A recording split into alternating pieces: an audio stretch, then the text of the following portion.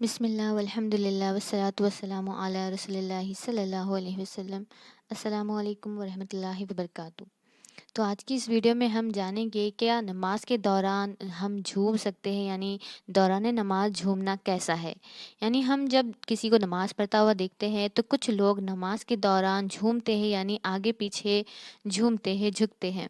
تو کیا اس طرح نماز ادا کرنے سے نماز ہو جائے گی یا نہیں؟ تو نماز میں ہم چونکہ اللہ تعالیٰ کی بارگاہ میں ہوتے ہیں تو یہ صحیح نہیں ہے کہ جھومیں، بلکہ ساکت یعنی ایک جگہ ٹھہرے اور باادب رہنا ہی محبوب ہوتا ہے اور مطلوب ہوتا ہے۔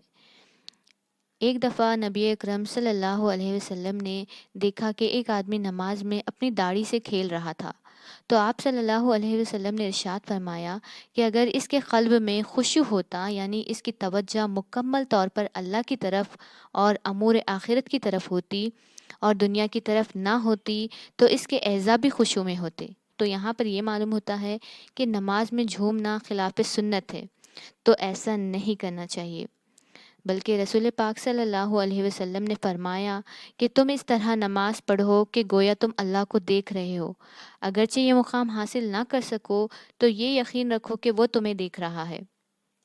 اب نماز میں کس طرح خشوع و خضوع حاصل کرے، اس کی ویڈیو میں نے اپلوڈ کر دی ہے، آپ پلے لسٹ میں جا کر دیکھ سکتے ہیں نماز میں خشوع و خضوع کس طرح حاصل کرے، اور میں اس کی لنک یہاں پر ڈسکرپشن باکس میں ڈال رہی ہوں۔ تو آخر میں اللہ سے دعا ہے کہ ہمیں نیک اعمال کرنے کی توفیق عطا فرمائے اور ہماری نمازوں میں بھی خشوع و خضوع عطا فرمائے۔ وآخر الدعوانا ان الحمد للہ رب العالمین۔ السلام علیکم ورحمۃ اللہ وبرکاتہ۔